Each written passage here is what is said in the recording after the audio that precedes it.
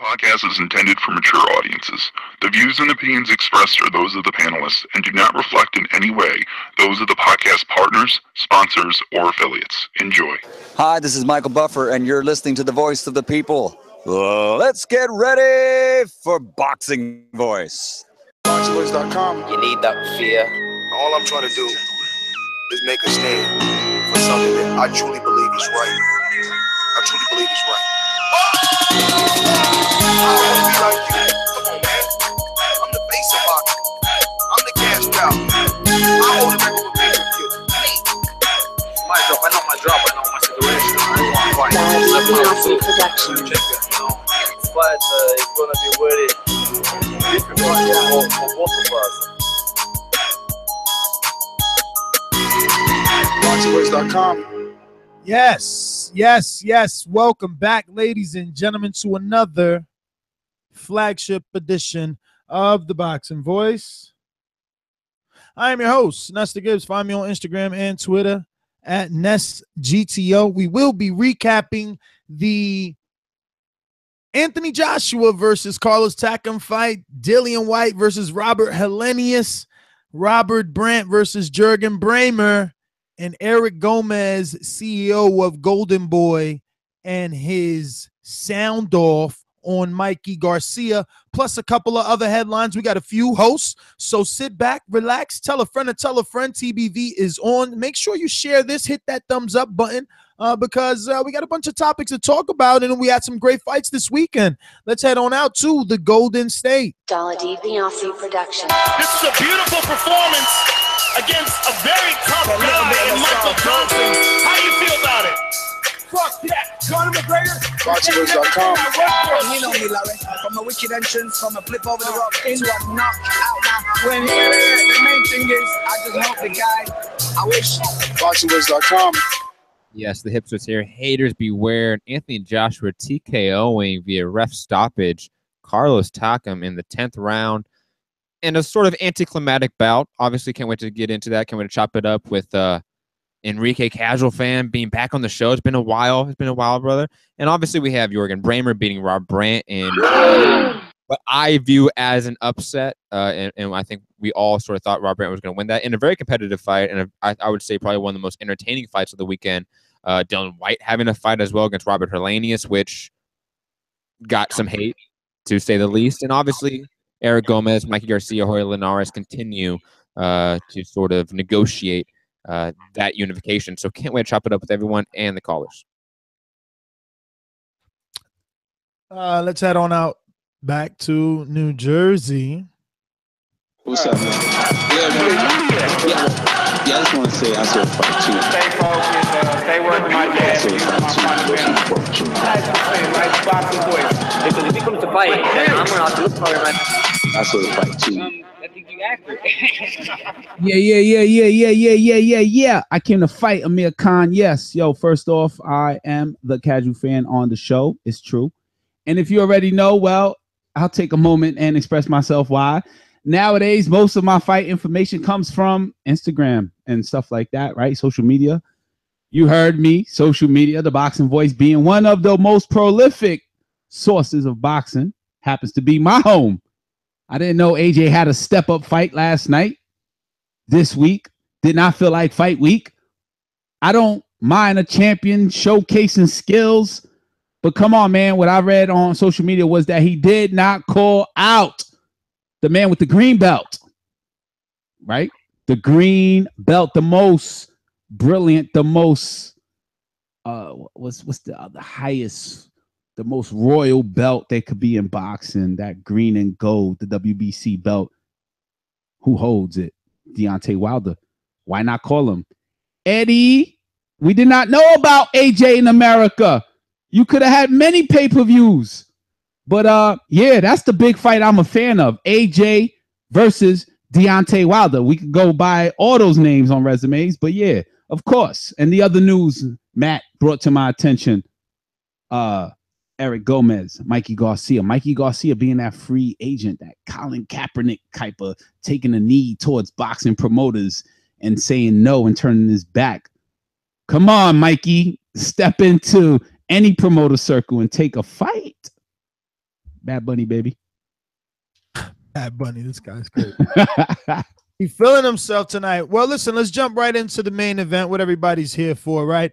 Anthony Joshua coming off of what was going down in history as the fight of the last 20 years, right? That biggest heavyweight fight in the last 20 years, people were saying, between him and Vladimir Klitschko. And he went into this Takam fight, a fight that, look, it was a what was it, 10 days and 1 week notice, allegedly, because, you know, I mean, plenty of people are saying that Takam knew to stay ready, and he also had a fight to be preparing for himself just in case. And why wouldn't Eddie have a backdoor on that when you think about the amount of 70,000 tickets that were sold? You know, you have to have a contingency plan. That being said, Takam wasn't the easiest style, but I want to say that AJ seemed to be conservative last night, Matt. And remember that I like ping pong, or if, in case you like tennis, I don't know, whatever floats your boat. But he did seem conservative with his punches. I mean, towards the end, I think he did pick up the jab a bit. But would you say that he let his hands go enough? No. Did he obviously let his hands go enough to win the rounds and be dominant? Absolutely. Did he let his hands go enough to make a statement? No, absolutely not. Now, obviously, you and I did the live fight chat. I don't know if you went back and watched it. I did, since it just naturally came back on Showtime later on in the day. I'm an old guy, I happen to be in the bed. I said, well, why not? Watched it, and I was actually happy because when you and I watched it, I didn't get to hear the telecast. So, you know, I'm listening now and hearing. And then it was funny because during our live fight chat, was calling for Joshua to use the jab more, and Paulie was calling him on his jab being lazy. Casual, as a casual, did you watch this any of the two times that it was played? Which did you choose, live or tape delay, and were you impressed? I was not impressed about the promotion, first off. I'm a fan of Anthony Joshua, especially Anthony Joshua fighting Deontay Wilder, right? That would be my fight that I would run to. So I didn't see it. I didn't even know it was happening. I just know that Saturday I'm getting all these texts, I'm seeing all these tweets. I'm like, damn, Anthony Joshua's fighting tonight. So unfortunately, no, I did not see the fight. I apologize. But do we blame Eddie Hearns? Do we blame, you know, who do we blame? Because I am supposed to see that fight. I think we blame Enrique Church because I'm not going to be the guy. Like, that shit got to show up in my face. Like, but they played it twice. It was in your face. They had it on at 5 o'clock live, and then they had it on at like a 10 o'clock tape delay again on Showtime. Twice on Showtime to make it easy for you. You didn't have to get a stream. You can't blame this on Eddie Hearn. And if you follow boxing centric things on social media, this was all on media this entire week. No. First of all, if you're on social media, feel like fight week. First off, if you're on social media, you should be tech savvy enough to click record series on your fucking DVR. We need a soundbite slap right now. Let me tell you something first off, right? Like, I'm not at home sitting down and be like, oh, let me see what I missed. Well, by the way, sat down in front of my television for a while. Very quickly. Showtime offered this weekend for free for subscribers, so you could have joined Showtime for free and watched this fight. And I believe they actually used Joshua Takam as sort of a selling point for a free weekend of Showtime. Oh my God! And Kaz, listen, I've watched plenty of step up fights without a doubt. So I'm just saying, like, I don't care. Yo, this is the cash calendar division. You have no excuse.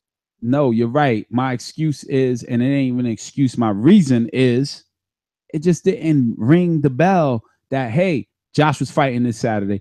The same way that we felt when Broner would be fighting or Mikey Garcia would be fighting. That feeling wasn't in the air. Something was missing. I highly agree with that. Do you agree with that or do you not? No, I agree. I agree. All right. Well, then it didn't reach me. In the words of Stephen Espinoza, it wasn't where boxing has never been brought before. And that's where I find myself. I think you screwed Steven Espinoza's quote all up, but I get what you're saying. He says, I'm going to put the fights where fights aren't promoted. And, you know, that happens to be social media, which I follow many boxing, whatever you want to call them, boxing media posts. Yeah, it wasn't there, man. Those are always right. It wasn't there. It was. It was there on Saturday. I tell you what, where there's smoke, there's fire. And yeah, I'm with Matt. It was there. You're absolutely lying. Yo, the traffic for our site, traffic for our site yesterday was huge. Yeah. You know what it felt like though? I'll tell you something, right? It felt like a future fight. It didn't feel like, oh, this fight is Saturday. It didn't feel that way. So you brush it off. But you have to remember, this is also a fight that is in the UK. This is a fight that is designed for the UK market. This is just boxing for us. There's a reason we only got the main event of this card and not the whole card. Exactly. There's a fight November 4th. But listen, we gotta understand casual. We can't. This is exactly why he's on this panel and should be on more.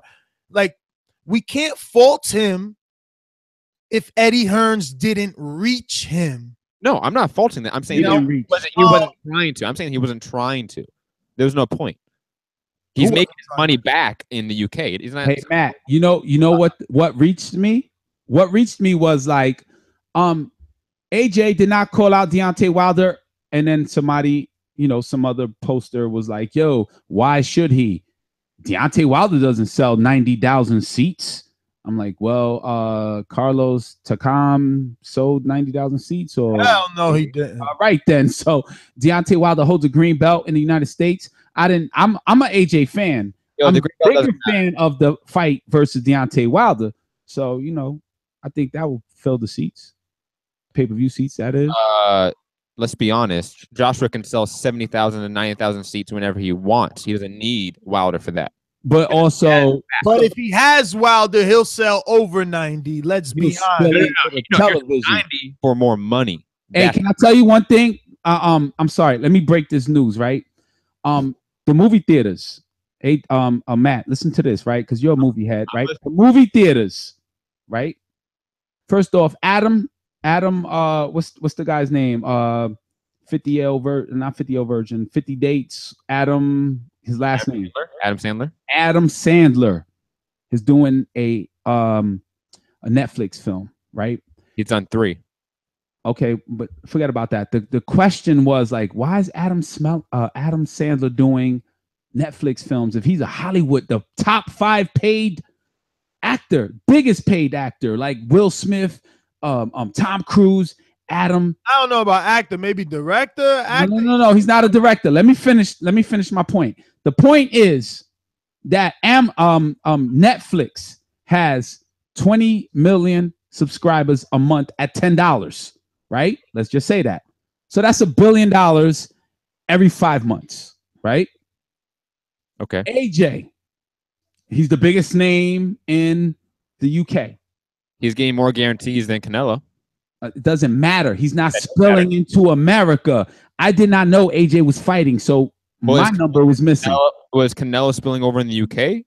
So my point being is that the news, the movie theaters, AMC, Lowe's, and all these places, they're gonna start subscribing people. You're gonna buy a $20 membership for a month to watch as many movies as you want to watch on any random day. You can go in on Tuesday and watch 3 movies because you have a subscription, right? So bottom line is that Adam, can't wait for that. Sign me up. Sign yourself up. Adam Sandler signed up for Netflix for a big payday. So AJ, right? He didn't reach me on this weekend, and I'm an AJ fan, but somehow it didn't reach me. So isn't it bigger to like say, yo, forget about the theater that fills up with 90,000 people. Let's go all around the world and fill up, and let's put Deontay. Let's name Deontay. Again, when you're making 20 million guaranteed, 21 what about 50 million? And what about 100 million? Alvarez is making 5 guarantee against Triple G. All right, but that's America only, so they got the same problem. There's something missing. Yeah, it's called markets. Some guys are geared towards market specifically, and some guys cannot transcend every market. So Canelo, or maybe they just haven't done it yet. Remember, Joshua doesn't even have 20 fights. I know, and that surprised me. Be a pay-per-view star in both the U.S. and the U.K.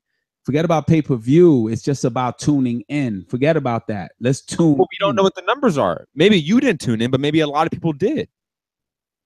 You are one person. You are not every casual fan. I'm one person that represents other people who follow boxing who did not know AJ was fighting. Maybe it was Carlos Takam. Maybe it was that. But Matt, you have to understand his point. First of all, you're saying he's one person, but he is a very important person because not only is he a casual, but at least he's a conscious casual. Exactly. Right? So if he's still not being reached via social media, which is one of the biggest tools right now, and you and I, you know, we speak highly of it when talking about promotion, and we want to know numbers and how many times and retweets, etc. Maybe there's a point to his thing, and we can move the fuck on. Well, I think it's a good point. I think it's a good argument or a good discussion to have about do the casuals know about this fight. And I think we cannot make that assertion until we hear numbers. What if the numbers of this are bigger than the Showtime card against Klitschko? Klitschko's a name that's spilled into the United States. I think it's hard to believe. I'm saying what if. Your what if is based off you wanting to debate because your what if is just as plausible as mine. Can I finish? Thanks. Your what if is based off wanting to argue because it's probably more probable that casual is right, being as though Takam is a late replacement. But some of the steam of the fight or promotion obviously took a dip once the main character got pulled out. Had it not, maybe it spills into casual social media. You get it? You can't. I probably follow the same. I don't. That's not going to be a bump in the graph. I don't feel like Pulev would have added anything. So there's no dip in the graph. I feel like if you have Pulev instead of Takam, would Enrique have cared? Would Enrique not have gone out to dinner Saturday night and drank wine and had a good in the graph, bro? Is that is exactly what happened. No, so Takam, we don't know Takam. I don't, at least. You probably know his history. Pulev, I know he's a bigger buzz than Takam. So probably that is in denial, bro. No, I have a question for Enrique. If it was Pulev yesterday, would you have stayed home, not gone out to dinner, and had wine and a steak dinner?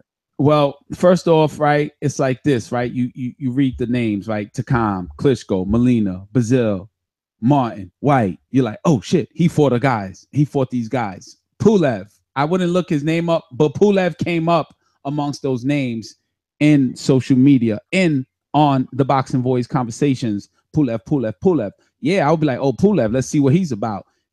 It would have at least been DVR'd, to be honest with you. Back to that category, DVR, stay home, and, fight party. It would have at least been a DVR version of Anthony Joshua fight. But you didn't even know Joshua was fighting this weekend. I did not know, and I was surprised. Would it even mattered? If it was Pulev, yeah, it would have mattered a little bit more than Takam. It would have. It would have definitely been. I got to DVR this.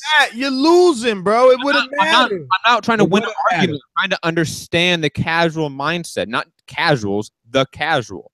This isn't trying to win an argument, Ness. You're interpreting it wrong. Go to the grocery store tomorrow. Ask someone if they know boxing. Point relax, Ness. Seriously. Ask someone if they know boxing. They'll say, "Yeah, I know boxing." You know Mayweather's last fight? Yeah, I know Mayweather's last fight. You know Canelo? Yeah. Yo, Joshua fought Carlos Takam. You know what I'm saying? And where does that conversation go? You know what I'm saying? So idiot or not, it's what it is, man. Boxing, it has one demographic, right? A matchup has a bigger demographic.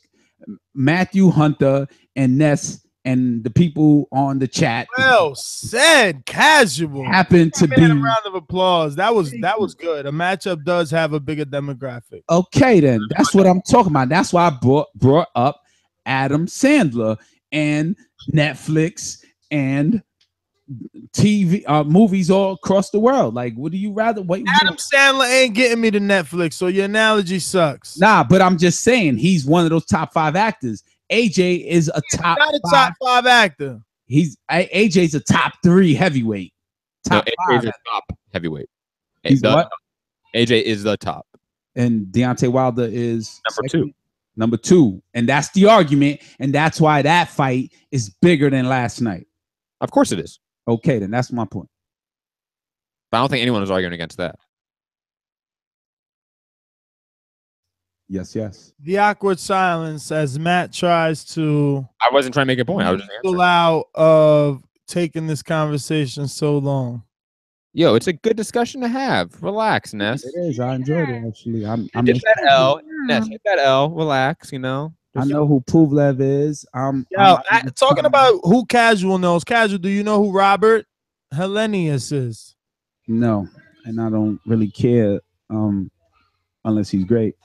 Why don't you care? I mean, tell me, who is he? He is the test. For? The barometer, is he not, Matt? Who, Lainez? Yes. For what? Well, it was a tall, long range fighter. You meant it like that. I didn't even see that comparison. So this wasn't the setup? If it was a shitty setup. Isn't he supposed to be the roadblock fight, the February fight to Joshua? I think Whyte was supposed to go in there and score a knockout. I think that's what Whyte's job was to do last night, and he didn't do that. I'm going to tell you one thing, and I'm going to be brutally honest. And people may not like it. I can't wait to hear it. Spit it out. But the heavyweight division is extremely lazy. Extremely thin as well. No, extremely lazy. Lazy. There is barely 3 complete fighters in the division. Barely. And these guys can barely do these fucking rounds. They're huffing and puffing. I mean, you know, what I did like about Dillian Whyte, because none of what I said is directed directly at him. He'll have his own assessment. Obviously, I watched the fight. He's a worker, at least. What would a fight between he and Big Baby Miller look like? Wow. Those guys probably won't stop throwing punches. I do think that Whyte may stop throwing before Big Baby, but it would be a very exciting fight. But he didn't do as good as I would have hoped versus a tall guy that isn't half of the man Deontay Wilder is. Okay? Because when these motherfuckers call in here talking about who he's faced, forget that. Let's forget that. Let's talk about the now. And the now is Eddie Hearns wants, what's this fucking guy? Dillian Whyte versus Deontay Wilder. And people are saying, yes, he has to fight him. He hasn't fought anybody. He needs to fight Dillian Whyte. Did anybody see the fucking fight last night? Is all I'm going to ask. Matt, I'm literally asking this shit. I'm literally asking. Are you asking me? Did I watch it? Yes, I watched it. Enrique, I know you didn't fucking even. And that's a Dillian Whyte fight. Yes. And that was Eddie Hearns promotion. Yeah. It wasn't shown. Eddie Hearns has not spilled into the U.S. completely. I'm telling you, Eddie. What was Eddie Murphy when he was like, Eddie? You guys remember that? Yeah, I like Raw stand up or some shit. Eddie, I want half. Eddie, spill into America. We only know your name and we only know Anthony Joshua, but we do not know when they are fighting. Dillian Whyte, I saw him fight Chirosa. Great ass fight. My right. Chirosa. Chirosa. Keep it going. Don't worry. Eddie might be listening. Eddie, you got to be listening. You're not giving licensed pictures to the social media promoters. He is promoting on social media. You don't follow Match. Follow, man. There's a ceiling. No. There's a ceiling. Blue Ivory said it. I never seen a ceiling. Eddie Hearns, you should not be seeing ceilings. Let's go. We got How is he? Yo, All I first see of is all, Enrique. Enrique, I don't know. I don't know if I could back you on this. Eddie Hearn has a Matchroom USA already. He's spilling and he signed Daniel Jacobs. Maybe you're not awake.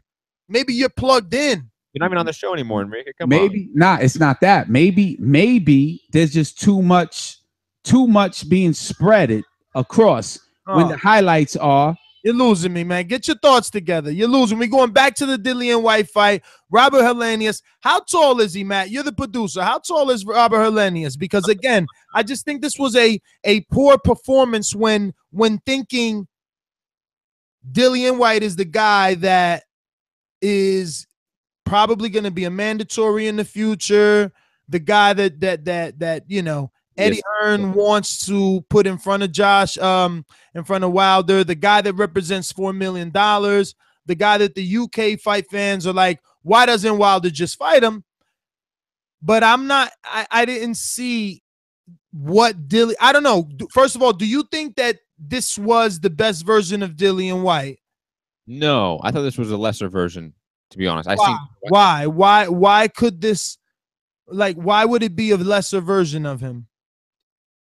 I mean, there's always the idea. Well, there's a couple points. One, did he get up for this fight? I don't know, because this fight was very late notice from what I remember. I think that he got like 4 weeks of formal notice of this fight. That could be a factor.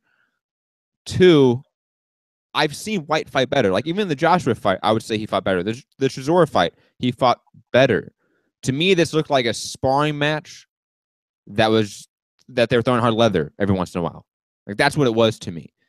It was a very low tempo, low energy fight, low intensity, and that just happens sometimes. You know, maybe both guys were flat. Some guys just have a flat night. That does happen. Now, is Dillian Whyte the world beater that some UK fans may not make him out to be? Absolutely not. He is a, bottom half of the top 10 heavyweight that's durable. He's tough, but he's not the most skilled. He's not the fastest. He's not the smartest in there. So he's easily beatable at the guys from the top. The Joseph Parkers, the Deontay Wilders, the Anthony Joshuas, they would beat him every day.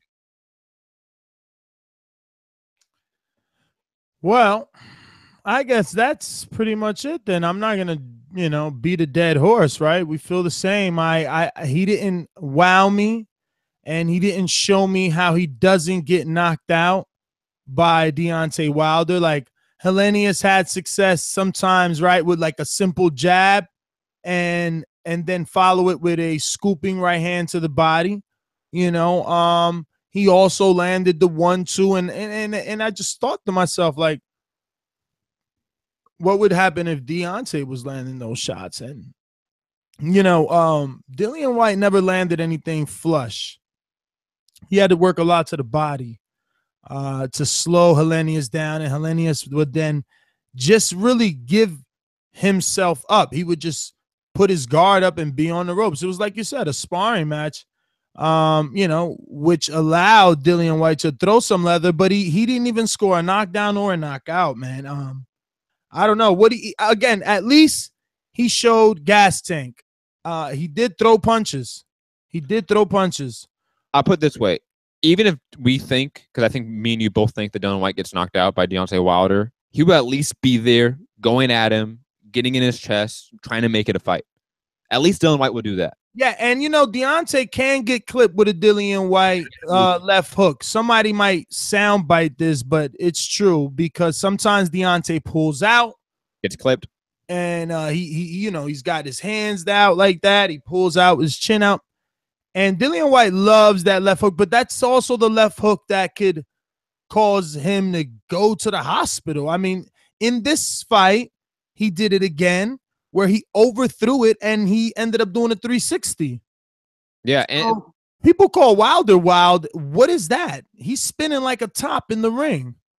And the problem is that even though I think most people would probably say, and I think even a lot of logical, rational UK fans will say that Wilder beats Whyte, for some reason, I think it just has to happen. The business is going to make that fight happen, even though we all just want the Wilder-Joshua fight to happen now.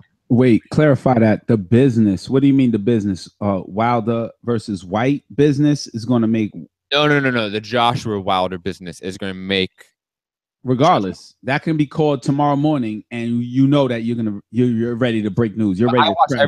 I watch everything, Enrique. I'm not you. I watch everything. So you're right. I'm the worst. I'm not challenging you. I'm just telling you. I'm saying you are absolutely right. I just don't understand how like Carlos Takam helps fill the arena, yet Deontay Wilder, a title holder of the green belt, it's right? 100% not about filling up the arena because Joshua has proven he can do that. Well, I think don't follow everything, but I do follow a lot. And the word is that Anthony Joshua did not call out Deontay Wilder because Deontay Wilder does not fill arenas. No, I think that has nothing to do with it. Well, that's what I read. I'm just telling you. I follow a lot, and that's what I'm doing. Again, you follow whatever you're following. I have no idea what the fuck. I follow you. You're one of them. Or who are you talking? Yeah. Yeah, that doesn't mean that what you follow is right, because that's. No, but I follow Matt. He's one of them. So, yeah, but I didn't say that. What are you talking about? You say that. I'm just saying. I follow you. I follow. Listen, Joshua said he got mandatories to handle. That's all. And why is another title holder not a mandatory? Because that's not how it works. That doesn't even make sense. You need to fucking learn the definition of a mandatory in boxing, then, and you wouldn't be asking that weird question. Do Apple and Google work together all the time? Not at all. They battle each other. The WBC and the WBA, the IBF, it's all the same. It's the same thing. They're different companies. Totally. With rival. I thought if you were a fighter and you had two belts, that those politics that you're trying to understand, they're two different politics. Didn't even matter. That you wanted the other politics and two different fees, doggy. Two unions, though. You understand the union game? Two different union fees right there. I mean, maybe, but that's not maybe. It's that. Yes, that's exactly it. You cannot overrule mandatories. Nah. So you as a fighter, you don't want the green belt. You got two other belts. You don't put in petitions. Listen, Enrique, stop. I mean, leave it alone. You could put in petitions. You can. So I'll just sit silent and then let the fights happen. I'll watch Dillian Whyte first. So why am I even arguing it? But it ain't about. I mean.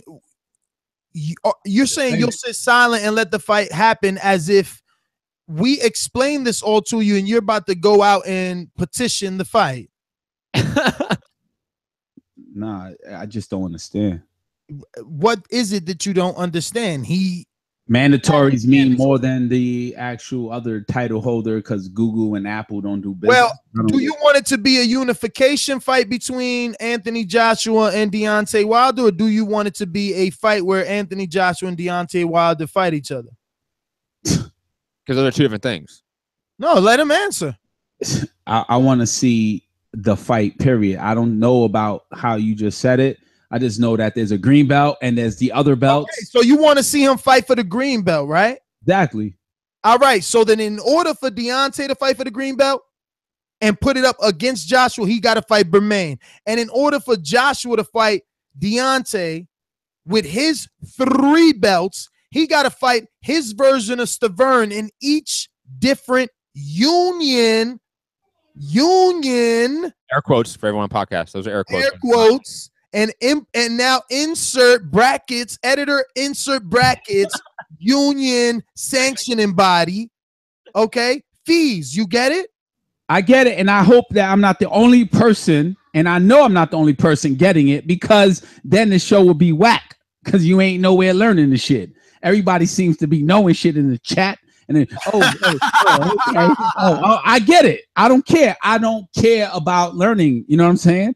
My thoughts are, Wait. No, don't you care about learning? No, what I'm saying is I don't care that you just No, what I'm saying is, and just for clarification, that I don't care that you just told me that, okay, Deontay Wilder's fighting Stavern to, that's his mandatory, and AJ's fighting his mandatories, which is the Stavern of AJ's, exactly. Right, to then meet each other. Okay, that's fine. I don't care that I'm the one that's saying like, oh, okay, on air in front of 50,000 people. So I'm hoping that I'm not the only one. Shit. It's okay, Enrique. No. Listen, that's a good question. Everybody act like you go to boxing college here. No, we could break that down for you. We could break that down for you. It's just sometimes you're like, oh, certain things need to happen, but you have to understand how they happen. So we'll break it down. You just can't just, And very quickly, to help break it down, the Uh-oh. mandatories for AJ. One of them is already being. Carlos Takam was the mandatory because Pulev dropped out. So the IBF is taken care of. The IBO, no one cares about, so I have no idea what is happening with that. The WBA, I do not know the mandatory because Luis Ortiz is no longer the mandatory. But Pulev versus Oquendo is for the WBA regular belt. So I don't know if that will become mandatory because it's the WBA. Pulev is a little punk, man. He Now faked this is the getting injury. real interesting. He faked the injury to get an easier fight. And that WBA regular belt. What a chump, man. Straight up chump, man. Yo, you know Big Baby is coming up them IBF ranks. Yeah. He is. So, now we got that out the way. Let's get to the sad news, bro. Let's get to the sad news. What is that? Oh, it's the saddest news for Ness, man. Well, yesterday in Germany, my boy Rob Brant and Derek James went against all odds. 4 out of 40. And I'm gonna be honest here, in what the same hypocriteness, right? Hypocriticalness, right? Or flip-flopness, because the same reasons I thought Rob Brant would win are the same reasons he lost. Absolutely. Braehmer was just He was quicker, more experienced, better. he didn't, the weight didn't affect him. Who would have thought that? 6 years in a division and then you decide to drop down and it doesn't bother you. And Anthony, he looked good. Braehmer looked good. He was fast. He was on his feet. He was beating Brant to the jab all day. It was awkward. He was a southpaw versus an orthodox.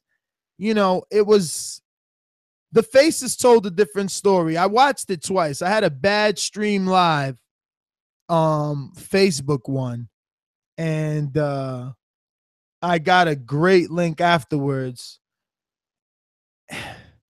Right, like Brant really couldn't get anything going, man. And he did some good work, but Braehmer was very awkward and his jab was just very fresh and snappy, man. It continued to pierce Brant's defense, even with Brant left hand raised so high. He was being disciplined. It was just Braehmer. He was on his A game last night, and honestly, I gotta eat crow based off picking Brant and just thinking like I thought Braehmer was done. And man, he looked fresh last night, Matt. Yeah, I agree with the point that you just said. I think Braehmer won him the fight almost. I think that jab was so crisp. It was piercing the guard every time.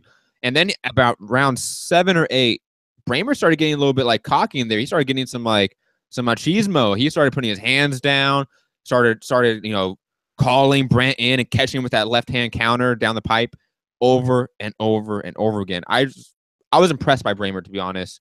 And I don't think we should write off Brant. Again, I think he went up the ranks way too fast, went up a weight class, never went 12 rounds before, never fought this caliber of an opponent. That means something to me. I think he'll come back. He'll go back to the drawing table. He'll figure it out. He's in a great camp to do it and to bounce back. I don't know if he should go back down to 160 because to me, he was fighting a light heavyweight that was coming down, so I don't know about the size. I would like to see him in there with a natural middleweight to see how he is size-wise. But I think Rob Brant will be at the top eventually again. I think he just needs more experience. This was too soon, too quick. I wonder, does he lose his ranking? Because I watched the Sky Sports commentate, whatever. And they were saying that he was ranked number 2 in the WBA. So I wonder if he goes back to 160, he still has his ranking, because I know that the WBSS paid well. So maybe it was an opportunity that was too good to pass up. But I don't think that he was bullied. No. It was competitive. It was a competitive fight throughout. Yeah, it was just a chess match and a battle of positioning, man.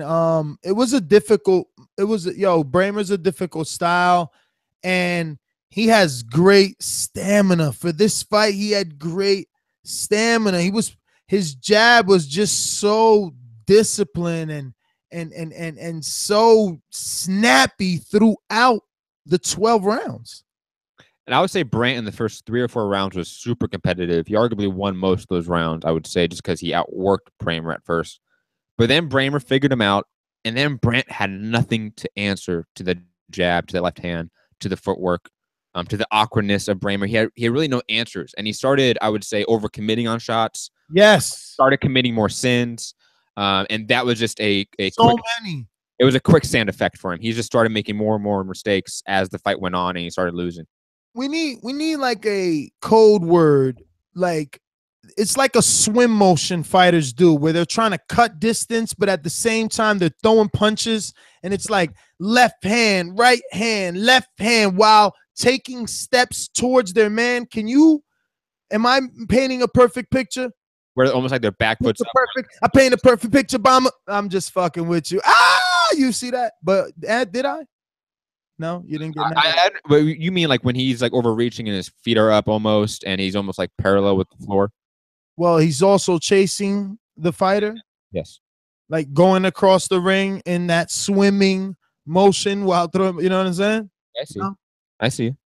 Well, he was doing that a lot. And Braehmer was just waiting for that shit, timing it, bap, and catching him on the way in relentlessly. It was just like, it hurt. I hate being invested. For real. I felt like, every time, like when Braehmer will land a shot, I'm like, fuck, you know? But hopefully he bounced back, man. Hopefully he does get a return.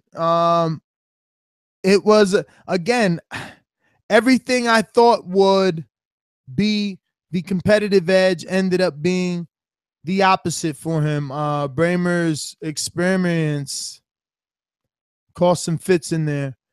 So hopefully he learned from this and can move forward. Talk to us about this Eric Gomez thing. I don't have the tweet up exactly, but it's a tweet, so there's not that much information. Eric Gomez basically just called out Mikey Garcia, said, hey, take the Lainez fight, no options, no extra clauses, just a point-blank contract for the Lainez fight. Mikey came back with the LOL. You can text me. You have my number. I don't do this on social media. But he said, I'll call you later. Yes, he did. All right. I like that. That's good information. That made my timeline. Mikey Garcia, Eric Gomez, and Lainez fight.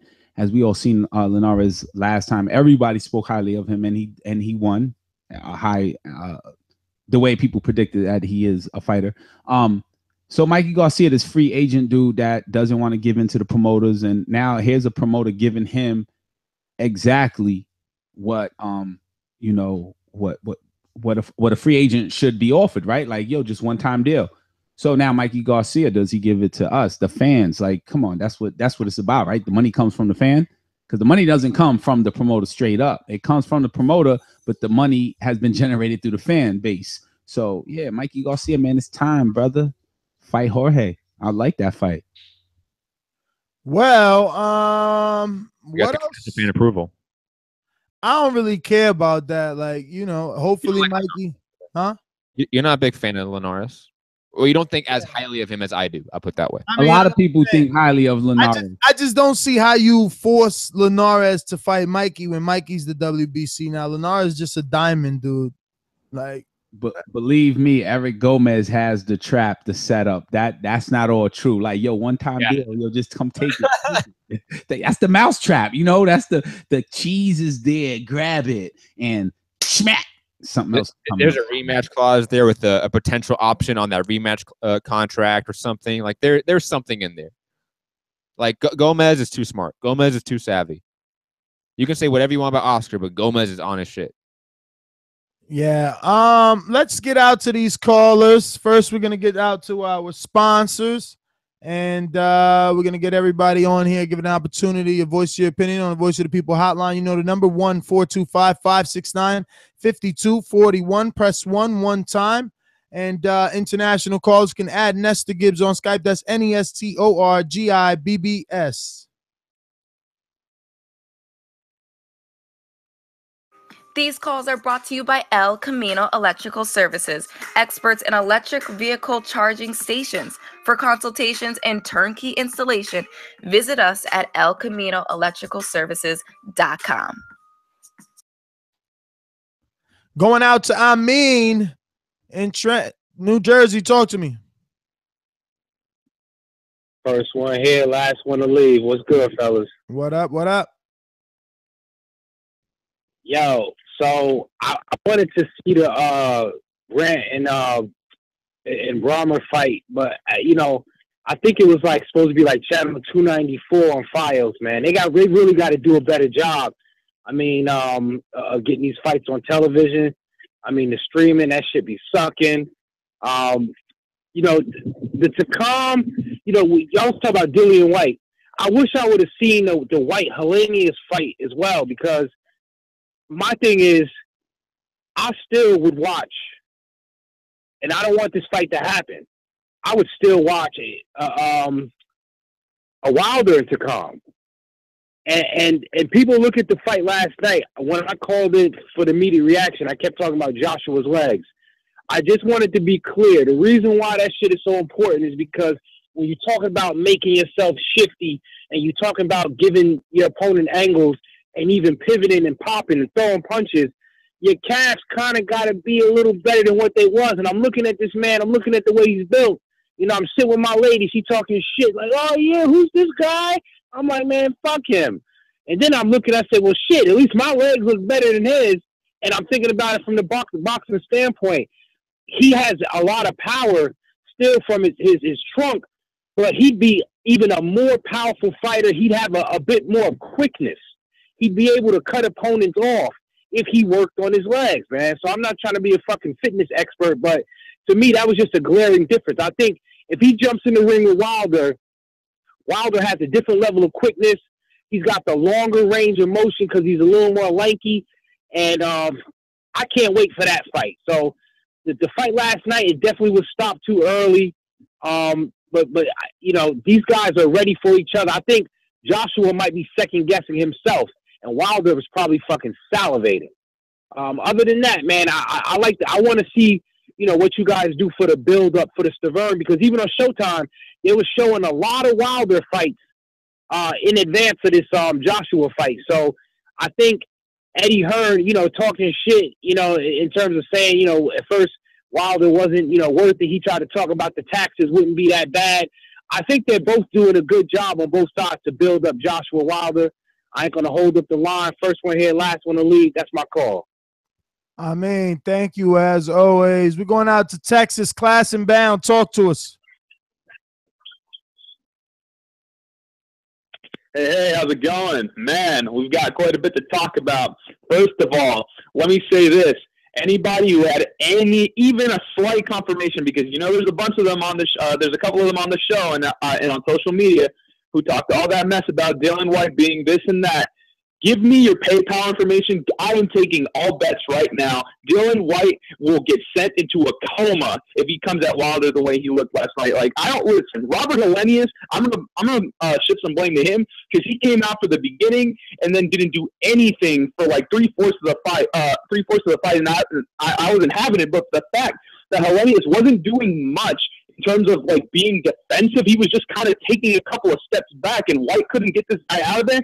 Wilder, Parker, I would say Parker would get Lainez out of there. Like he looked piss poor yesterday. I don't care. Whyte is trash, and I hope Wilder sparks him real soon so I can make some easy money.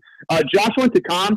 Listen, first of all, I'm gonna shout out to Carlos Takam because he impressed me. Like you know, he didn't win per se, but he came there. He was game for it, and I do think the stoppage was cut pretty early. But I mean, it is what it is.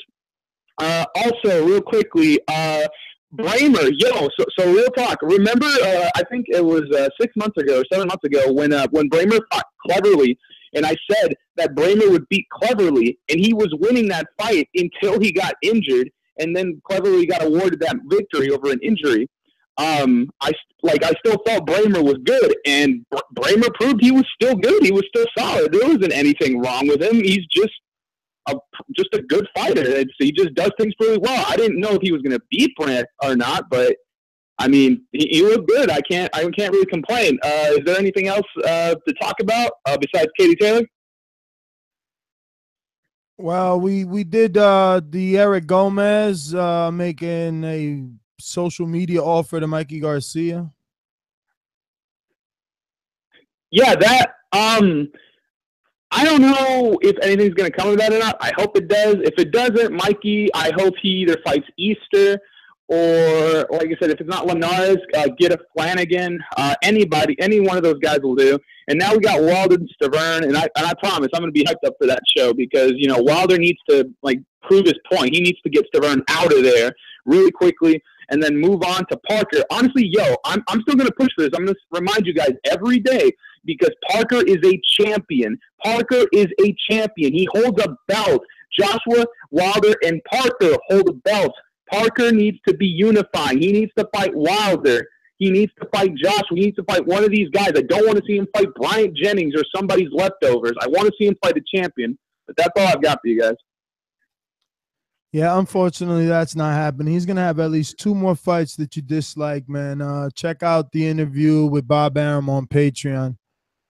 He's definitely not fighting any Anthony Joshua's or Wilder anytime soon. Suleiman, the scholar, talk to us.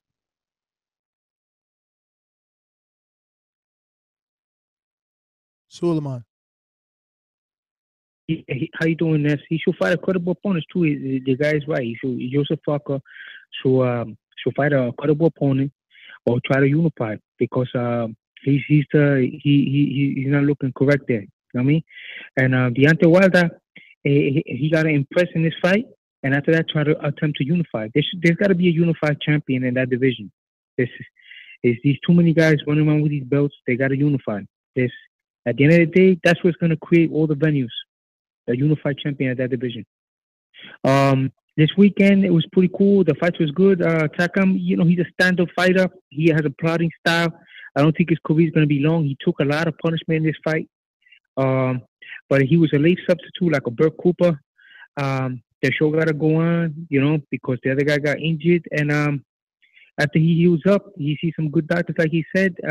He should try to unify with Deontay Wilder. He should tell Eddie Hearn, I want to unify. That should be the next fight. Deontay Wilder against Anthony Joshua. You guys have a great night. Thank you.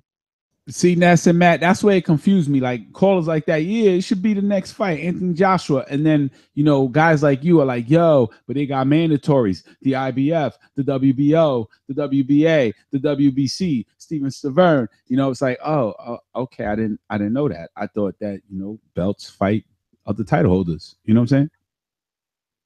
Yes. Good call, Suleiman. Good lesson, Ness and Matt. We have a ringer, by the way. Stainless. If only it were that easy. If only it were that easy to learn. That's my player's intro. Straight to the point for those with attention deficit. I'm so repetitive, so I gotta repeat. Stainless from the streets to the deep. I'm coming with that heat. All you need to know about me, I'm coming with that heat. Yo, TBV for L. What up, Ness? What up? What up, Stainless? Matt? What up? Man, good fight this weekend. What up, Stainless? I was impressed. What up? No, I was impressed by Stainless, what up? What the fuck? Cash, what is you expecting, Casual? Yo, he obviously won more from you, Stainless. Oh my god. What up, Casual? Whole name. What's good, Cash? You good, man? Yo, that's all I wanted to hear. I feel good now that I hear that. Yo, he's so conceited. I ain't got to talk to you in a minute, man.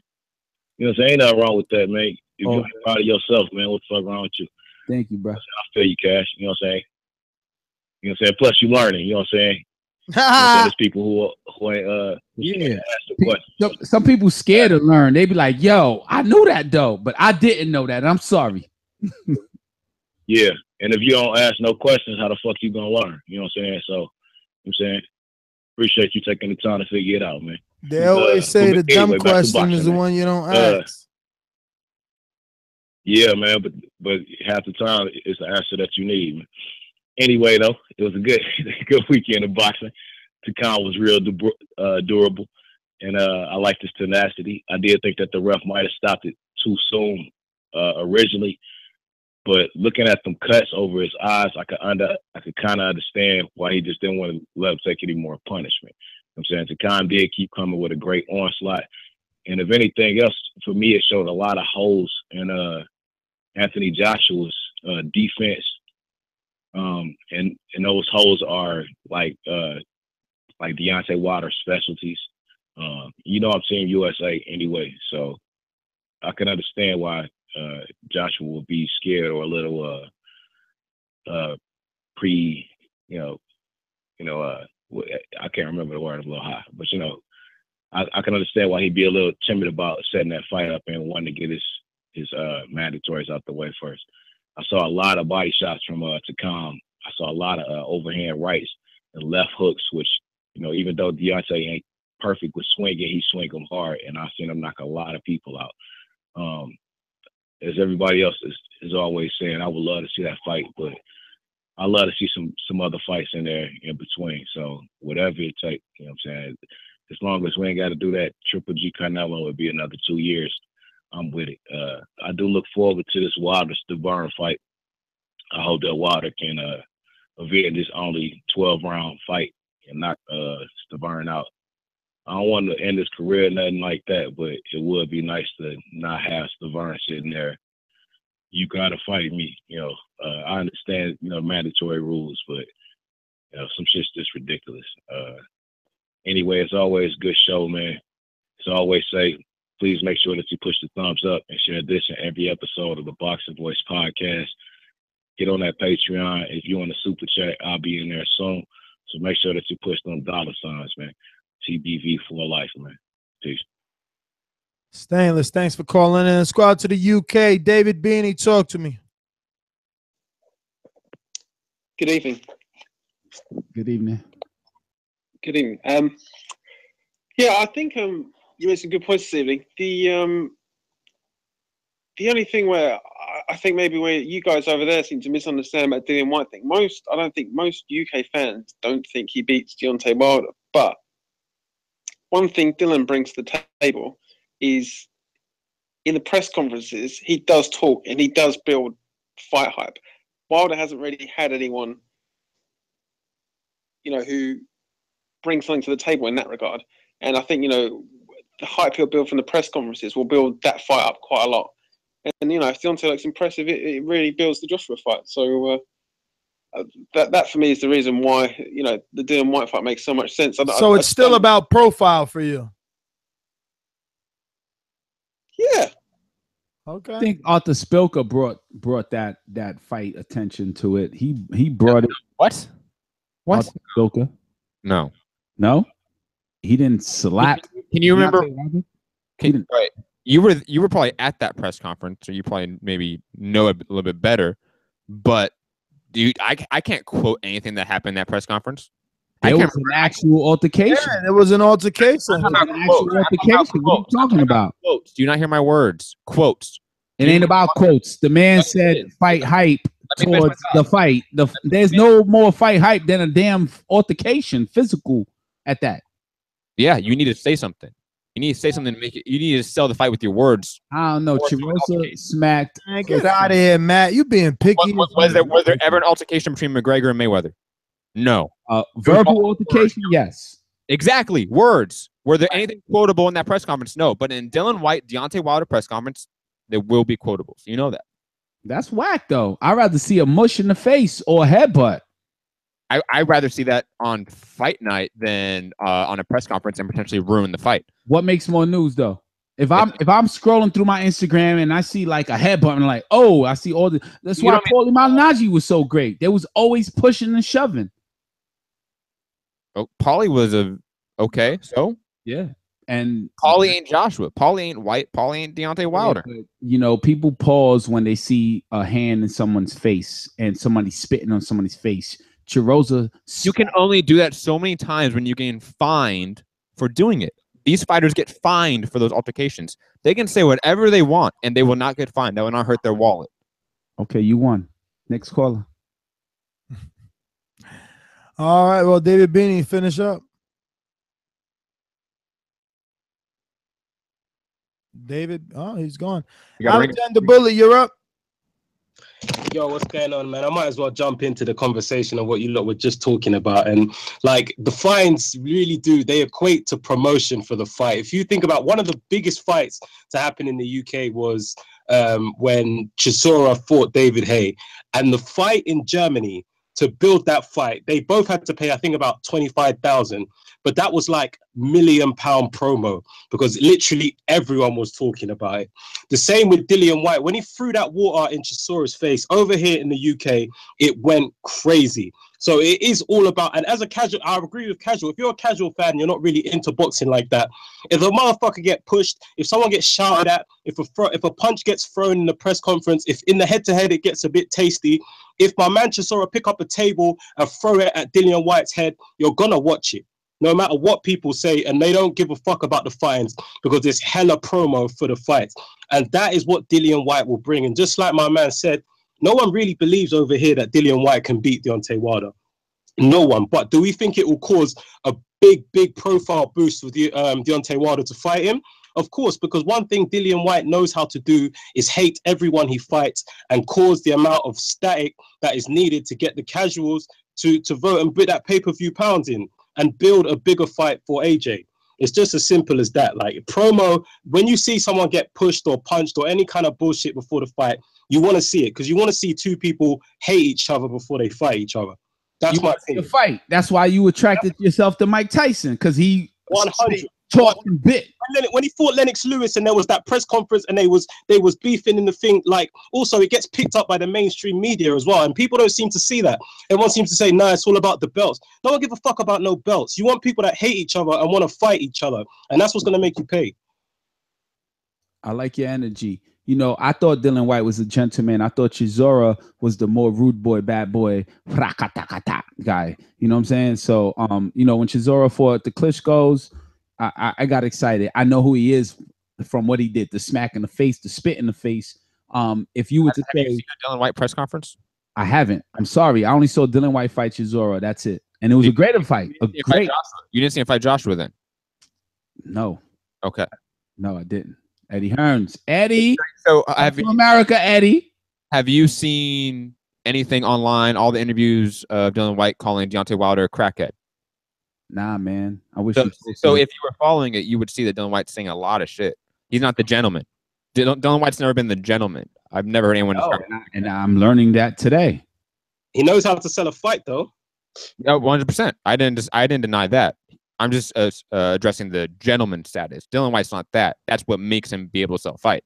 And guess what? Thank you, Matt. Thank you, caller. Because now I know. And Dillian Whyte, I got my eyes on him as a fighter. We have two ringers, by the way, Ness. Ringer, what's up? All right, Alexander Bully, thanks for calling in. Let me which one is it, Matt? Now we have three. Well, obviously it's the first one, Info Joe. All right, hold on. Info Joe. Mr. Info Joe. This portion of the show we call In the Mr. Know, Info Joe. presented by my brother.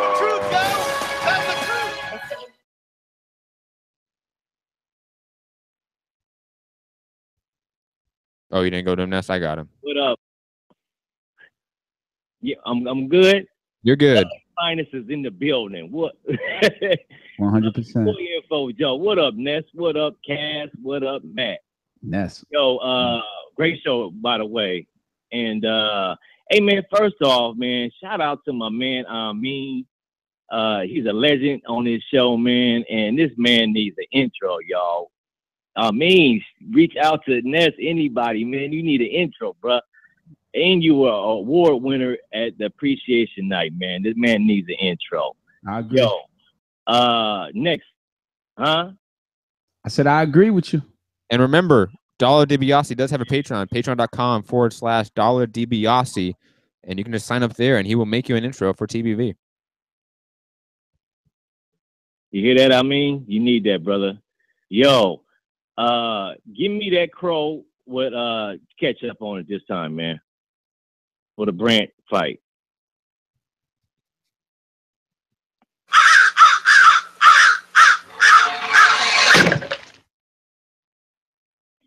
Yo, hey man, shout out to Brant. Shout out to the 40-year-old guy, man. I was very impressed with him, man. He did everything better than Brant that night, man. He out-jabbed him. He outworked him. He was able to counter him better. He was able to, his defense was better. I was actually shocked. The guy deserves all his props. Brant, he's a talent. I think he will be able to bust back. I think he should go back down to 160 because I've seen his punches never really had an effect on Braehmer. Even when he bust Braehmer's nose, Braehmer put the pressure on him instead of the other way around. I think he will be a force to reckon with in that competition.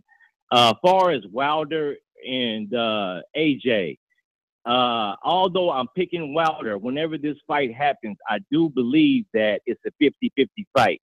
They both show vulnerabilities to make a 50-50 fight. I can't get that out of my head when Wilder was clipped by Eric Molina, and I do believe that if Wilder were to hit him like Takam hit Joshua last night, man, he could be able to get Joshua out of there. It's gonna come down to whoever lands the hardest shot first. My real talk opinion. That's my call, brothers. Great show. Hit those thumbs up. Peace. All right, Joe. Thanks for calling in. We're going out to KM Star. Talk to me. Hey, what's up? So I didn't get all the discussion, but the Dillian Whyte part, are you guys saying that you guys don't think it's a good idea for Wilder to fight him next? You know, is that what, because of the fight with Lainez? I didn't see the fight. Well, now I think it's a great idea, especially that Dillian Whyte is a boisterous like man who picks the fight during the press conference. So I'm very interested in seeing if that fight were to happen, what Dillian Whyte's behavior would be like in front of Deontay Wilder. I think it's a good idea because it does. Yeah, it does help his profile in the UK. I think there's really no argument against that. Okay. Clarify that helps Deontay Wilder's profile. Yeah, it helps Deontay Wilder's name recognition with casual fans in the UK. It absolutely does. If that exists, because 90,000 people show up to a Takam fight. It can't hurt. It definitely cannot hurt. Okay, because I'm totally behind that fight, especially since Dillian Whyte fought Joshua. So, like, you know, of course it's good for Joshua if he crushes Dillian Whyte, then it makes him look even more impressive and more marketable. So I feel like that's like the best next fight for him, unless he were to fight Parker next or somebody like that. Obviously, he has to deal with Stavern, but I mean, after that, you know, like I feel like I can't really think of a better fight for Wilder after taking care of Stavern than someone in the UK, barring it's Joseph Parker and they can do a unification or something like that. There's not a lot of other people that I think fans, casual or hardcore, find interesting, for Wilder or for Joshua, to be honest, right? So, I mean, I was just asking that because I came in and I thought it was like that fight was being kind of knocked down, where before it was kind of, like a logical next step. So that's it. That was my call. I just wanted to make sure that I was understanding the what people are thinking now correctly. Thank you. KM Star, man, thanks for calling in. We're going to go out to Orlando. Majid, talk to us. What up, man? Yeah, I mean, I know I called in yesterday, my reaction or whatever about those matches. I wasn't really excited about none of them that happened. I feel like,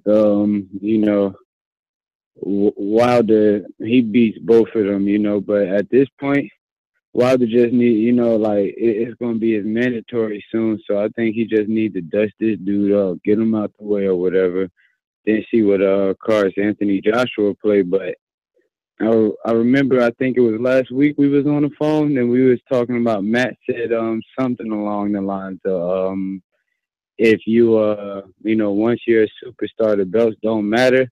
And I like I said, I still think these belts matter, man, and we ready for the unification. So I mean, I think Deontay Wilder should just get dude out the way or whatever, just to see what excuse Eddie Hearn and them come up with next. Then we go from there. That's all we could do. That's all I got. Damn, get him out the way. That's easy to say. Yeah, thanks for calling in. Yeah, thank you. Who's that? Bruce? Matt? Yes, it is. Is there any other Pittsburgh number that calls in? Bruce, what up? No, but I like to be accurate. Pittsburgh. Black stripe.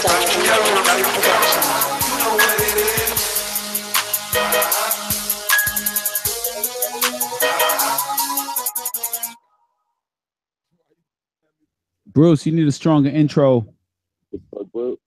What up? Yeah, I mean, it was all right. It was all right. I mean, you gonna make me a stronger one? Yo, Yeah, Brew, hold on, very quickly, Brew. You are a boomeranger. You're an OG. How the fuck are you on speaker or Bluetooth? See, why he going with the negative? We was going real positive, real good energy. My bad. Them studio wireless beats are not good enough for you, I guess. No, they're not. Bruce, AJ, Takam. Let me take these $400 headphones off. Bruce, let's hear about Mikey Garcia, Eric Gomez. I think you got that in you. Shift it up a little bit. Garcia, Gomez, the battle, Lainez, Jorge. First thing that comes to mind. Yeah, I mean, that's Mikey Garcia wins easy. But is it a trap? Is it a golden boy trap, or is it a take this fight? What does that even mean? No. The Cotto fight would have been a trap if you ask me. If he'd have signed with Golden Boy, he definitely ain't going to sign with Golden Boy for Lainez if he wasn't going to sign for Cotto. Well, Gomez specifically said no signing, just fight. Just fight and get paid. Oh yeah. Well, yeah, that's what it should be. I mean, that's the fight to make. That's what he wants, right? I mean, you just called it out loud. You were like, "Yo, that's an easy fight for Garcia." Mikey Garcia wins hands down. So why are they giving him a hands down, easy to win fight? Question mark. Oh, that's what Enrique's saying. That's what I'm saying. Is it a trap? The cheese is right there. They don't think it's like that. Maybe they don't think it's like that.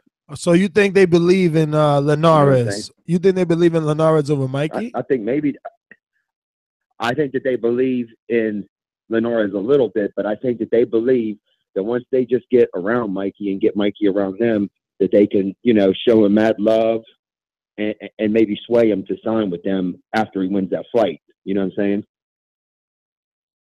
That sounds right. I would think that it's like I think that you won. Yo, let me get you this car and this big ass paycheck and this beautiful steak or fish. You want to talk about this other fight? Yeah, like Dick Ryder. Yeah, exactly. And then when they sign him, then bend him over and fuck him, just like the promoters always do. Yeah, but I don't know. Even if they feed him.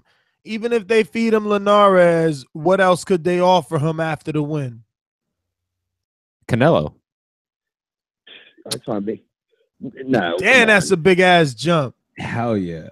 Even a casual would say that, like, yo, what? Canelo? Vladimir Khan, come on.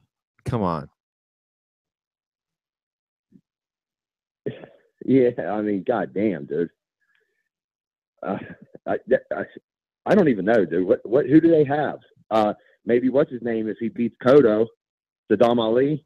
But, he ain't beating Cotto. I don't know. Golden Boy's stable really ain't all that. In the lower weights. That's why they need Mikey. But what I wanted to talk about AJ and Eddie Hearn and Wilder and all this bullshit. I was talking to Matt about this yesterday, actually. I think that Eddie Hearn is like, he's stuck in a real fucked up place. Like, he got Dillian Whyte, who needs the Wilder fight, you know, for like, to like legitimize himself, his career ever since the AJ knockout. Like, he hasn't done anything that people are going to be like, yo, Dillian Whyte's a bad motherfucker. He's #1 heavyweight. But if he beats Wilder, you know, he legitimizes himself. He deserves the AJ rematch, all that. But Wilder ain't trying to take that fight without getting the AJ guarantee. So AJ don't want the Wilder fight, obviously, because if he did, why wouldn't Eddie give him that guarantee? You know what I'm saying? There's a reason why he won't. And then, you know, whenever he talks during the Dillian Whyte post-fight press conference, it's, yeah, he needs to fight, Wilder needs to fight Dillian Whyte to build up the AJ fight and blah, blah, blah. Then on the AJ post-press conference, it's, you know, well, they're two different fights and blah, blah, blah, and we'll see. And, you know what I'm saying? So it's like he got to pick which fighter he's going to fuck over. And he's trying to, like, keep it neutral as he can right now. But it's going to come down to a point to where one of them is going to give not what they want. And unfortunately for Dillian Whyte, that's going to be him. What do you think? I think that on this show we learned the rules. You fight your mandatory first. You don't fight a name with another belt. AJ just playing the game, you know what I'm saying? You know, he knows the rules and he called it out. Like, yo, I mentioned somebody who has a mandatory. But very quickly, he could mandatory is sorry, Rude, but he could easily petition for a unification. He could, and he could win it. And because it's AJ, he may have a lot of sway over the sanctioning bodies, just like Canelo has sway over the sanctioning bodies, just like Mayweather did, etc. And AJ's name power alone should sway the you know, the politicians per se. You heard Andre Ward say it. If the A side wants to fight, the fight will happen.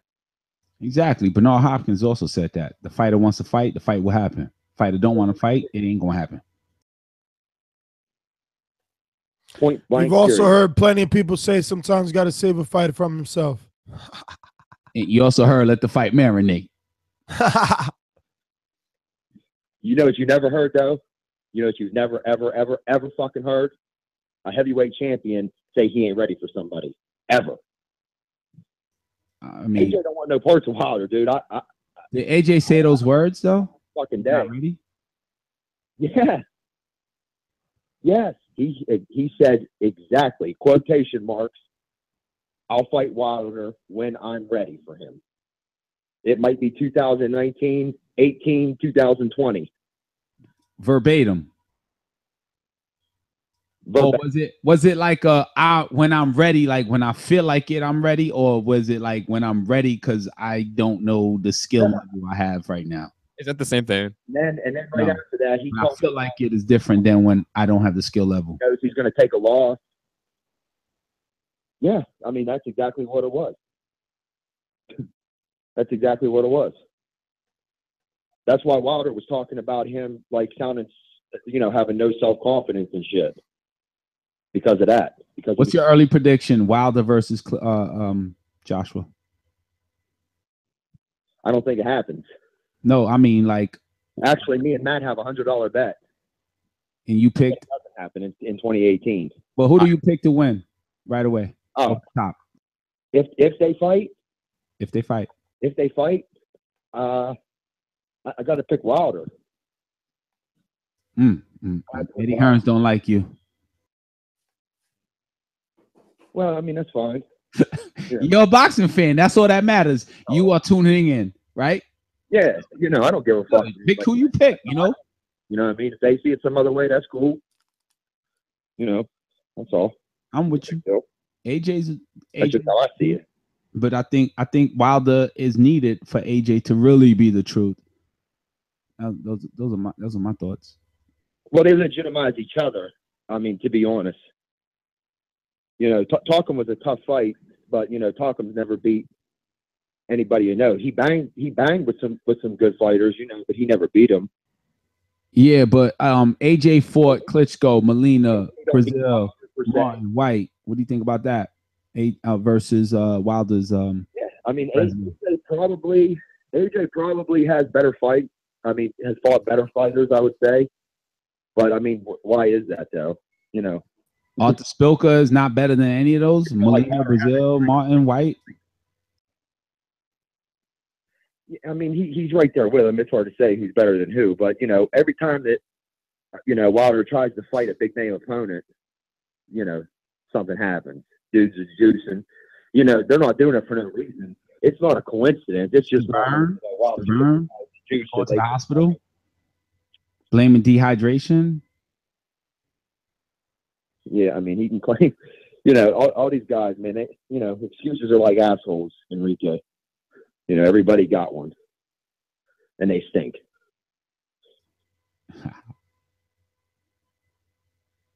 Let's go, Matt. I just, you know, I hope the fight happens. I'd be happy to lose $100 to Matt. I hope the fight happens. I just don't see it, man. At least not right now. I don't see it. Matt owes me $300 in drinks, man. AJ shook. Whoa. I bought him drinks all night in Vegas. That's not true. I definitely bought rounds of drinks. What the fuck are you talking about? You might not get your $100 back. It's your fault we were locked out of our hotel room till 6 a.m. in the morning, Enrique. Let's not forget that. Okay. Enrique with the excuse me, Eddie Murphy laugh and shit. All right, here we go. Yo, great talking to you, Bruce. Ready to come on? Yep. Hey, you guys have a good night. Go Steelers. All right, brother. Yo, Steelers. Let's go out to Georgie Orgy. Yo, first of all, let me say, I don't pay Showtime to see you all there not even putting a goddamn motherfucking effort. If I want to see two motherfuckers just fight, I pick up a fight with somebody in the street. Don't need that shit. You don't love that sport, my dude? Just move along. Gone. Fuck you. Next, what a great show. Thumbs up, donate. Damn. See, that's the intro right there. No disrespect to Dollar DiBiase, but that is a powerful intro. You got to follow up, Georgie Porgy. You are so conceited. AJ, Takam, Eric Gomez, Mikey Garcia, whatever you want to talk about, it's yours. The arena is yours. The microphone is in your hand. Let's go. My nigga, Castle, baby. My love never changed, baby. I respect the man who rather say that he don't know than try to push an agenda. Always love you because of that, buddy. That being said, talking about love, how come we ain't got no fucking 100 thumbs up in this bitch? 3 motherfuckers, niggas watching and no thumbs up? Kind of shit is that? The fucking thumb up out there, unite people. All these UK talk, all the US shit, it ain't none of that. It's only boxing. You're a boxing fan. Represent, unite. The fuck? Get me going with that shit. Yo, Cacho, baby, talk to me. What you thought about Takam? I didn't see the fight. I didn't see the fight, so I wanted to know. You know, you got the mandatory Dillian Whyte to be taken on, and we're overlooking Stavern first of all. But yeah, what's your thoughts, man, on AJ and not calling out Deontay Wilder? Well, I think that it's a business move, baby. This is what the mafias do. It's nothing new about the sun. I think it will be for AJ. He probably will fight him tomorrow. I think they will fight. It's really up to them. These people, when they're on that level, they really want to prove who's the best. Most of these talk about, oh, he's ducking this. The other guy is ducking the other one. Baby, you put gloves on, you're scared of no one. Bottom line, everything else is nonsense. It's all mafia shit. So you think AJ's team, Georgia, you think Team AJ was like, yo, don't even mention Wilder. Let the people talk about it. All day long, they try to minimize Wilder's paycheck. The fight gonna happen. That's what the people want to see. But these people, they're about the money. So therefore, you know, trying to push Wilder out there more than they have to, that will never happen. Now, Mikey Garcia is a great fighter, right? Eric Gomez is like a new voice. Well, not a new voice, but he's a known face in the Golden Boy banner, under the banner, as you know, the finger pointer. So now, what do you think about him saying, "Yo, take on Jorge Linares"? And ain't no deal. It's just money, get paid, have this fight. A lot of fans think it's easy. Take it. What are your thoughts on that? That's a big fight, I think. That will bring me back to there is no fucking UK and there is no USA. There is only boxing. Why'd I say that? Because Jorge Linares is from Venezuela. We know the situation in Venezuela, how it is. And ain't nobody buying no fucking pay-per-view in that neck of the woods. He's in the same Regal boat, which is Cuban don't have a lot of, consumer power to make this shit happen. So it's not appealing for the vampires. So that's the situation. Yeah, it could be a great fight, but it's money. Money rules the world, sadly. But if we unite, Ness, I want to tell people out there that TBB represents more than one person. If you don't like somebody on the panel, that's fine, doggy. But remember, if we unite, we can achieve glory together. Pretty much my call, everybody out there, donate, support. I'm out. Yo, muchas gracias, mano. Georgie Porgy. Larry, San Francisco, what up? Hey, big up to the boxing voice. I'm in the grocery store. Can y'all hear me? Yeah, what you buying? Pumpkin pie? No, man, I'm on assignment for the wife. He's picking up things for the week, so I'll be here in a minute. But let me step to the side and burn for a minute. Just burn boxing. First of all, Anthony Joshua, as expected, got a knockout victory. I don't know how much y'all talked about it earlier, but the stoppage was whack. So yeah, hopefully that won't happen again. But that was what it was. One of my favorite people on here is Pittsburgh Bruce. But I didn't realize how big a Deontay Wilder fan he was because he was tripping on his call. Eddie Hearn is offering Dillian Whyte because Eddie Hearn can offer Dillian Whyte. Eddie Hearn does not have to offer Anthony Joshua to Wilder because Wilder has not made Eddie Hearn offer him that fight. That's what happens when you go 30 fights into your career and then start fighting Malik Scott level competition. If Deontay Wilder had been about his business early in his career, he could have had that strap earlier than he had it. He could have fought Klitschko before Tyson Fury did. But you wait a long time, you get moved along slow, you have less leverage and less public support when it comes time to get these big fights. So Deontay, for like 15th time now, take that Dillian Whyte fight, make that money, and then set up the Joshua fight down the line. Lastly, I love that Eric Gomez move, putting Mikey on blast on Twitter for that Linares fight. Let's get it. I love Mikey's response too. But yeah, they lost the easy money and the easy work in Flanagan, so now they're going to go get their penance with Mikey Garcia. As always, love and appreciate y'all. Damn, I like that call. You know what? You were neutral, but it sounded a little bit like you were AJ, like, yo, AJ, you missed your bus. I mean, I'm sorry, not. It sounded a little bit like you were like, yo, Deontay, you missed the bus. You got to follow the map now. Yeah, you know, we're overlooking Stavern. Stavern's tough. Dillian Whyte apparently is tough. But the ultimate goal, I think, for AJ to look up the par to be the king of boxing, Slick Rick, is fighting Deontay Wilder. You should have just said it, like, yo, Deontay Wilder, you mean go through these steps, and then you did it. You right. So Klitschko didn't do that for Joshua? I mean, Klitschko, right now it sounds like AJ has the better resume than Deontay Wilder. You tell me. No, I am saying that. I'm saying AJ beat Klitschko. Right. That didn't make him the top dog? I'm gonna sound like one of those I'm gonna sound like one of those boxing fans, hardcore. Like, yo, an old Klitschko though.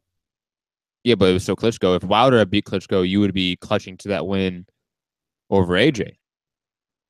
If the shoe was on the other foot, you would definitely be touting that as a great win for Wilder. Of course. So I think if you were going to say that, if you were to say that for Wilder, you have to say that for AJ as well. Here's what makes Wilder a threat. He doesn't knock out his opponent. He sends them to the hospital. He kills them. You know what I'm saying? That's what makes him a threat. AJ fights and you get that early stoppage. People are like, yo, that was a premature stoppage.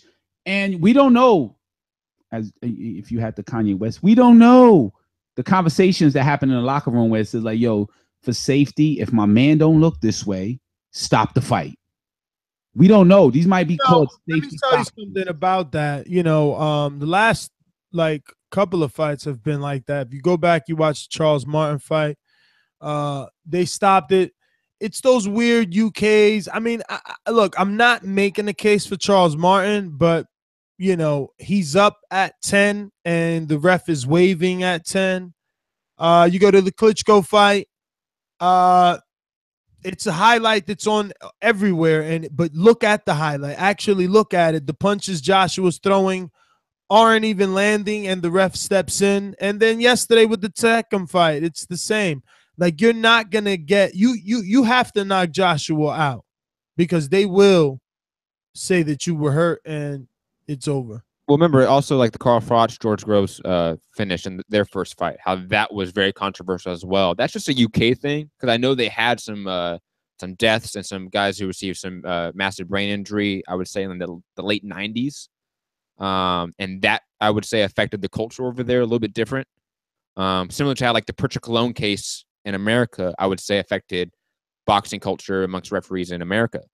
There's a reason why in New York you see refs always doing the concussion test now. There's a reason why. It's because of cases like Pritchard Cologne. That happened in the UK about over a decade ago.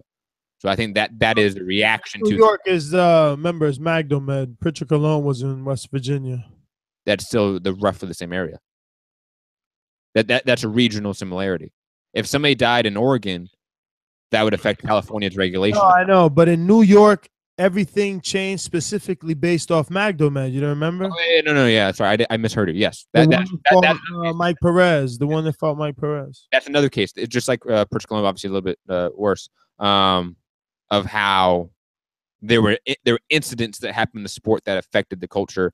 That happened in the UK a long time ago. Maybe that's why we see these early stoppages. And by the way, Bruce boomeranged back in. I think he wants a piece of Larry. Do we use intros for boomerangs? Like to go back in? I don't think so. I don't think so. Bruce, you don't need an intro again. No intro. All right, Larry. All right, here's my thing. Did you guys see the Eddie Hearn interview when he talked about the AJ's next 3 fights for 2018? No. Enlighten us. Okay. Well, he said there's 3 fights that he wants to make for AJ in 2018. Kubrat Pulev, Tyson Fury, Deontay Wilder. Okay. And Eddie Hearn also says that he believes Dillian Whyte will beat Wilder. So if he's going to make the Deontay Wilder fight in 2018, and he believes that Dillian Whyte will beat Wilder, why the fuck can he not give Wilder a guaranteed AJ fight that he said he's already going to make if he beats Dillian Whyte, which he ain't going to do according to Eddie? Why can't he? What's the deal? Why can't he give him the guarantee? Because he doesn't believe what he's saying. There's no reason. Because he doesn't believe what he's saying. Exactly. That is the point that I'm trying to get to. That's all, Larry. Hold that L. Hold that. 702. First time caller. Hello? Yes, 702. Hola. Hi, how you doing? All right. First time caller? Hey.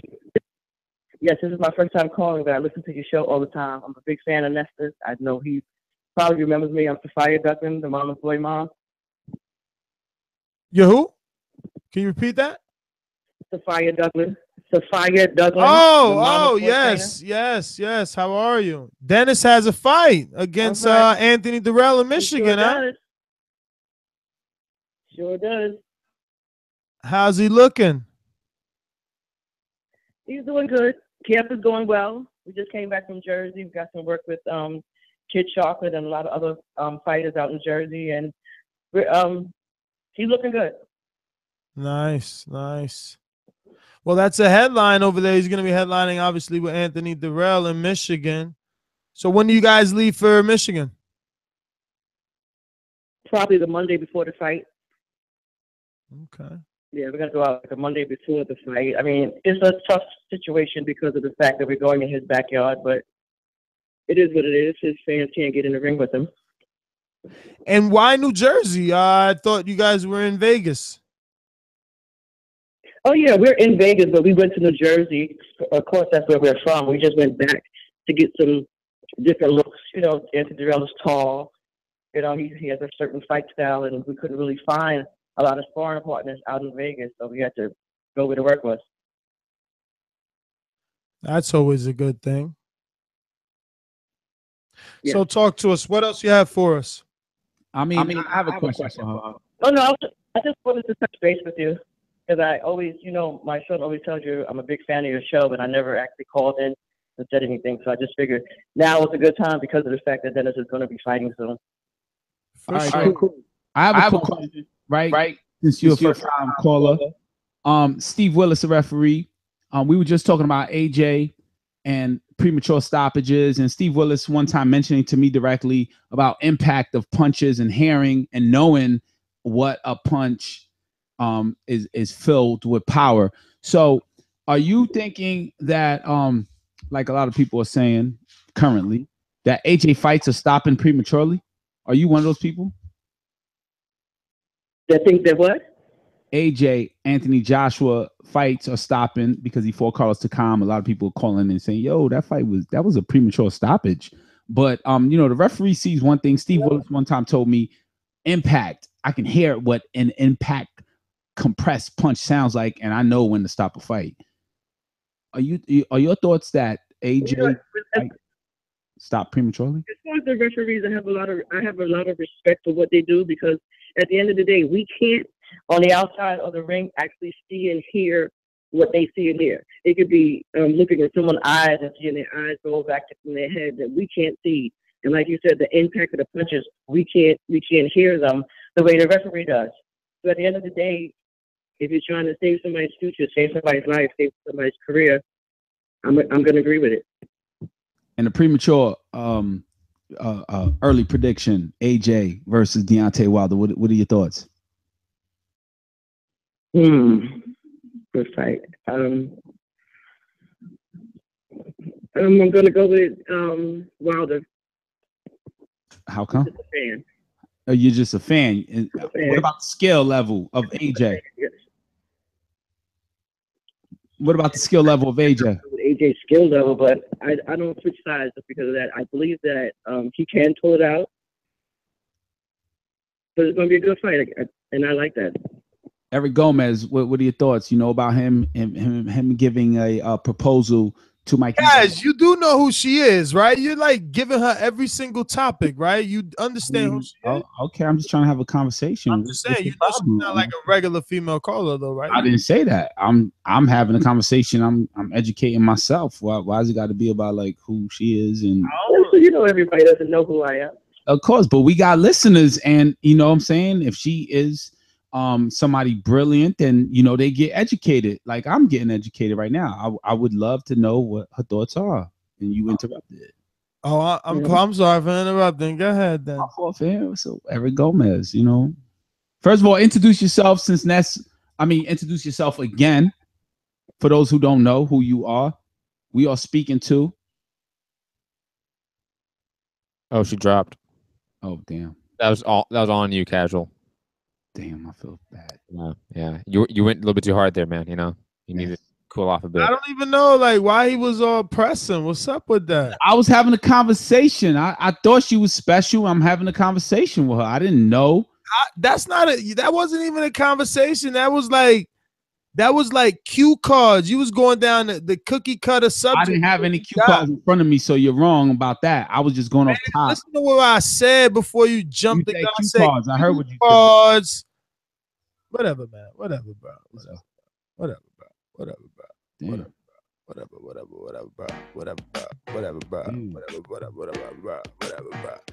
Anyway, that was the last caller. So But remember, we are going on overtime on patreon.com/theboxingvoice right after this ends. We are. She actually called back. Sorry, I didn't mean anything different than normal. Let her and Casual go. No, I mean, you know.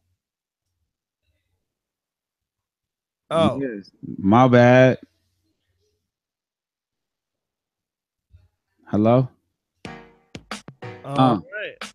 It's that the junior welterweight champion of the world agreed to a welterweight catchweight. So, Cash, you want to give your social media, my friend? Oh man, my social media. Final thoughts on all these topics? Final talk. On this channel, everybody else about Eric Gomez. Eric Gomez, that's big news, man. That shit should be repeated because we know who Mikey Garcia is. Like Mikey Garcia is that face. Don't nobody care about Lainez. This is it's not about them caring about Lainez. It's about Mikey Garcia being a free agent, getting offered, on the rope, like, yo, take this piece of cheese, come get it, you want it? Yeah, like what is that all about? Like, what's your thoughts about that? Like that is where it comes from for me. You know what I'm saying? Like, offer them Cotto. Let me ask you something. What moves Casuals needle more? Lainez or Broner? You mean Broner, Mikey Garcia? No, I mean, what moves your needle more? Jorge Lainez or I'm gonna tell you, I'm gonna be fair. I'm gonna be fair to Lainez. I am interested in the Lainez name because in the gyms they're saying, yo, he's the truth. So I want to hear what. Why you don't want to answer the question? Yo, Broner. I then. So this is the backward step for Mikey Garcia. Yes. Yo, but he's a fighter, bro. And there's promoters that he's not signed to. So they throw him names like, yo, you want this, take it or leave it. They threw him Cotto. He don't want regular fights, man. He want meaningful fights, bro. And the Cotto wasn't meaningful enough. It was, but it was attached. It was attached to different things. And remember, he said that they didn't offer him no $2 million. Right, but isn't it called negotiation where you can say, well, what about this? Otherwise, I'll walk away. Yeah, but negotiations also end and entities leak what they want to the media. Right. Okay. So now they're throwing him another name, something light. Like, come on, get your name with us, bigger. We're gonna give you. I guess, man. I guess you into this Lainez thing. It's all. I'm not into the Lainez things. I'm into the Mikey Garcia thing, Eric Gomez thing, and the bait and switch, or like, yo, bait and the fan gets it. I'm the fan. Like, does the fan get it? Like Lainez followed up by who? Like 10% of the audience that watched yesterday's fight were watched Mikey Garcia versus Lainez. Is that whack or is that good? Well, 10% of anything. Because I didn't even watch it, so I'm on another percentile. But I'm talking about worldwide viewers, man. Joshua's a big star, and it's just funny because you are so into this story about Lainez Mikey, but it's such a little story in comparison. Yeah, we out anyway, B. Like, we on overtime. Enrique trying to stretch because he don't be on. Yo, is Enrique even coming on overtime? Of course not. That's why he trying to stretch. Like, we got shit to do, man. I'm NestGTO. Find me on Instagram, Twitter at NestGTO. Matt. I'm Matt the Hipster Hunter. You can find me at Mixed Combat News on Twitter, Matt Hunter TV on Instagram, and my MMA podcast, Mixed Combat Radios on Patreon, SoundCloud, YouTube, iTunes, etc. And also remember, go to patreon.com/boxing apparel to check out the crazy special line of boxing clothes. Yeah. You can check out my IG as I always feature that clothing line. It's a great clothing line. Shit. Thank you. I'm at Fight Talk on Instagram and TBV_casual fan on Twitter. Find me there. Talk to me. We got this thing called Border Wars 2018. The hashtag is TBV 2018 Border Wars. You see pictures of me. You see pictures of Ness. You see videos of Matt Hunter. And, there's a couple opponents, which are listeners. Enrique.